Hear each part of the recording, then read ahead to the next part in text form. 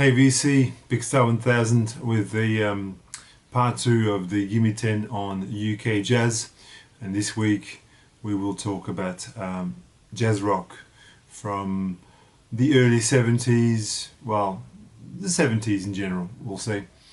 Thank you for the response to the UK jazz video from last week, very much appreciate.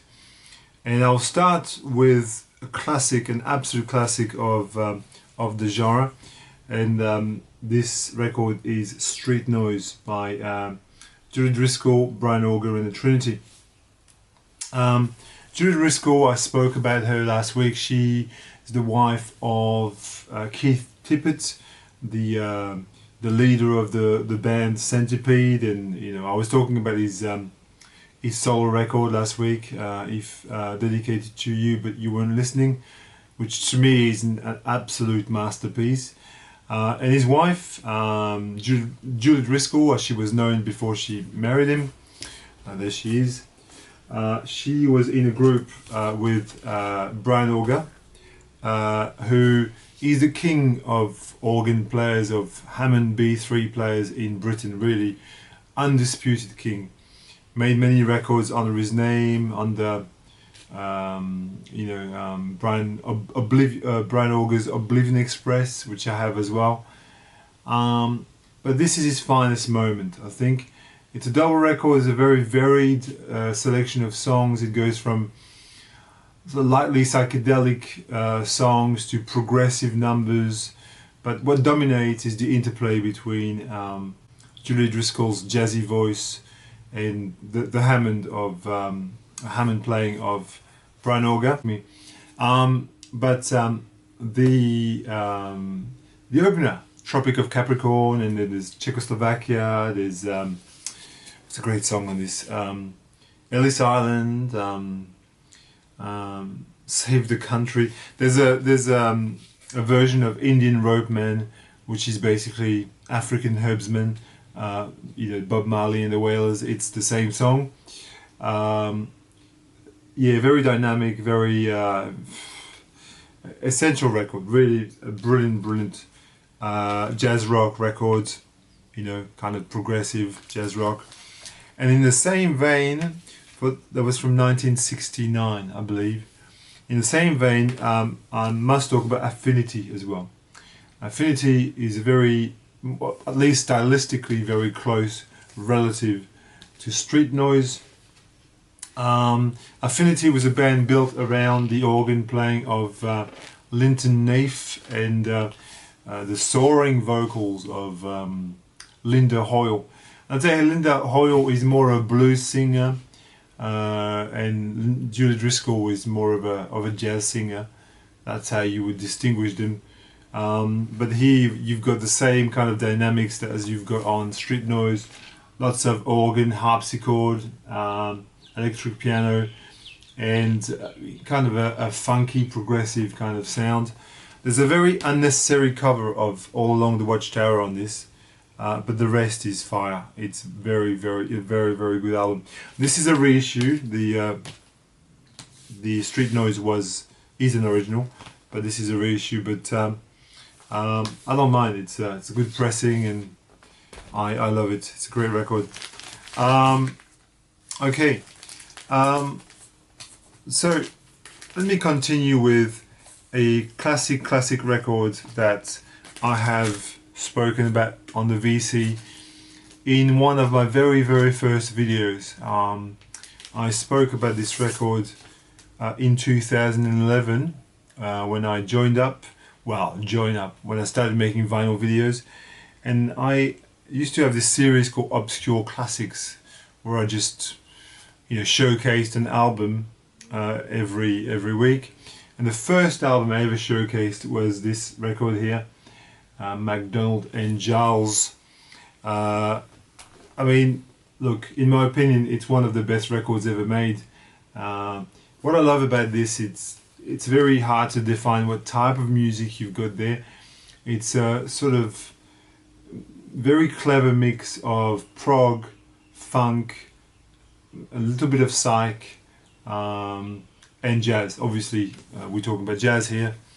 So you have Ian McDonald and Michael Giles, who were part of the King Crimson lineup for the first album, In the Court of the Crimson King.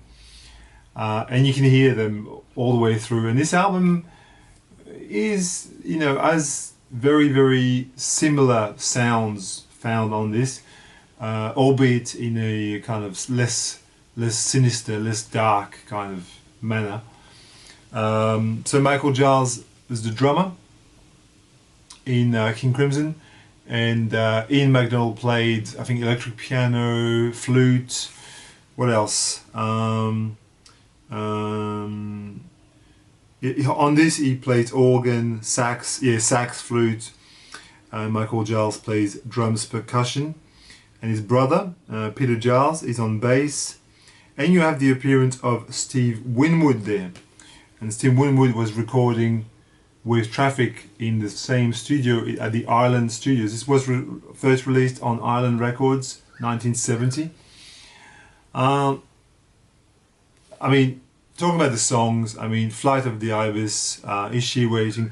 Tomorrow's People has been sampled to death. There's some drum breaks in there that will just, you know, they're just, oh, this is a gorgeous record. This is a funky prog record, jazzy funky prog record. I just love it. But I was talking about Steve Winwood, the leader of Traffic, and that will enable me to do a segue, because I want to talk about Traffic. And I want to talk about this record, John Barleycorn Must Die. I will forever regret taking the sticker of this record, because now you've got the impression there's a sun there. John Barleycorn Must Die is often pigeonholed as a folk record due to the inclusion of John Barleycorn, the folk British folk song. But in reality, if you listen to Glad or Freedom Rider or Stranger to Himself, this is pure jazz rock goodness. I mean, absolutely unfiltered jazz rock goodness. So Traffic was a band from Birmingham and led by Steve Winwood, born from the ashes of the Spencer Davis group. And they made the first album, Dear Mr. Fantasy, and then they broke up. Basically, after that, Steve Winwood formed joined Blind Faith with Ginger Baker and Eric Clapton and made that record, and then decided to reform Traffic. And I think it's their finest moment, in my opinion. It's super tight, very melodic, a beautiful record. Listen to Glad Freedom Rider. I think is an excellent song. All right, I will continue and make some other links. And I've got one CD, just the one, and I'll just show you the booklet, because otherwise the glare of the CD box will reflect. But I'm talking about Colosseum, and to talk about Colosseum, I have to talk about the Graham Bond organization, which was a sort of kind of a British blues band from the 60s, led by the organist Graham Bond. And in the Graham Bond organization, you had two of these guys, John Heisman, who was a drummer, and Dick Hextall Smith, who played sax, alto sax, soprano sax, and they formed after the Graham Bond organization, which is a key sort of a foundation stone in British jazz, really. Formed their own band in Colosseum. This is a very proggy, jazzy offering, at time reminiscent of Amondo. I think of Yeti in parts, when especially the opening couple of songs of this kind of very sort of Amondo-esque quality. However, what dominates here is really strong jazz rock elements, with brass obviously mixed with a very rocky, very frenetic approach. And the band is led by Dave Greenslade, who then went on to form Greenslade, as you know, the progressive, the English progressive band. But this record here is fantastic, a phenomenal record. This edition that I've got includes the American version, which is called The Grass is Greener. An excellent record. And so with this, I will make a little segue, a little connection to this record here, which is Songs for a Tale, which is an excellent record. One of these records that I've come back to many times over the years. So Jack Bruce also happened to be in the Graham Bond organization in the early days. And then, well, obviously you all know that he was in Cream, he was the bass player and singer in Cream, along with Ginger Baker and Eric Clapton. And Cream really could have been a jazz trio if it wasn't for Eric Clapton. Eric Clapton wanted to play blues, but Ginger Baker and Jack Bruce were really jazz musicians playing rock music, really, I mean, no more no less. This has also got, as I said, John Heisman playing drums, and you do also have the contribution of Dick Exel Smith on brass on this, and you know, all the way throughout you can hear the contribution. This was produced and arranged by Felix Pappalardi, and contains some of his best, most, you know, I mean, the opener, Never Tell Your Mother She's Out of Tune. It's got this big boomy brass that just comes out of the speaker. It's brilliant. And there's the legendary theme for an imaginary western, which was covered many times afterwards. This is an absolute classic.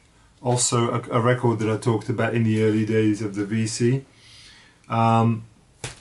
And okay, I'll continue with a record that bears no relation to any others, but I'll do it anyway. And I'm talking about this Dead Set Monster by Manfred Mann's Chapter 3. This is I think the second incarnation of Manfred Mann, when you have the sort of British beats, Manfred Mann, the Mighty Quinn, you know, those kinds of early non-offensive records, a bit bland for my liking. And then he moved on to this more brassy, more psychedelic, more progressive version, and then I think evolved into Manfred Mann's Earth Band. But out of all the versions of Manfred Mann, I think this is the best, and I would say that is his best record by a country mile. So Manfred Mann is a South African musician, but he established himself in England very early on, and really his musicians are all English as well. You got Mike Hugg on vocals on this, and Manfred Mann plays the organ and does a stellar job at that. And then this is completed by Bernie Living on alto and flute, Steve York on bass, and Craig Collins on drums. Now, this here is just an absolutely brilliant horn rock record. You can think of Blood, Sweat and Tears as a sort of American equivalent, but the early Blood, Sweat and Tears. I mean, I'm a fan of their first album. Child is a father to the man. I think that is a brilliant record, but this is probably a better record. The opening song, Traveling Lady, just sets the scene. You got this kind of bluesy, kind of slow burning, you know, lots of horns, bubbling organ parts, and these kind of smoky vocals from Mike Hugg. And then, you know, as the record progresses, you do get some more intense, frantic moments, and I highly recommend that you take a listen to One Way Glass, because your mind will be seriously blown in many different directions. One Way Glass, with, I mean, the horns on there are just like, they just leap out of your speakers. It's a brilliant record. This is really a 10 for me. I love this record. It's the original American press of it. Last week I was talking about Nucleus, and I've decided to talk about another Nucleus record this week. And the Nucleus record I featured last week was his first record, Elastic Rock, which is a more jazzy affair, and this is definitely a jazz fusion record. Chris Spedding lets loose like a maniac on this. This is a beautiful first press on Vertigo. I don't have any swirls, but this is one of them. There we go. And I mean, was it Bearded Lady? Song for the Bearded Lady. The title track is amazing. We'll talk about it later. This is a record from 1973, 4 maybe. Again, featuring Carl Jenkins, Ian Carr. You know the drill. I've spoken about these people last week. Jeff Klein, Ian Carr, John Marshall, and Chris Spedding. Chris Spedding plays guitar and bouzouki as well on this. Chris Spedding makes this a jazz rock record. He's very, very, very driving in the way he attacks the guitar, and yeah, great record. And I'll finish with the Canterbury connection. And I can't talk about UK jazz rock without talking about the Soft Machine. It would be a crime of me to not talk about the Soft Machine. And the record I've chosen is fourth. I mean, you'd expect me to choose third, as almost everybody would, because in the scheme of jazz rock, it's probably the best known record to come out of England. It's the closest thing to, say, a Bitches Brew to come out of England.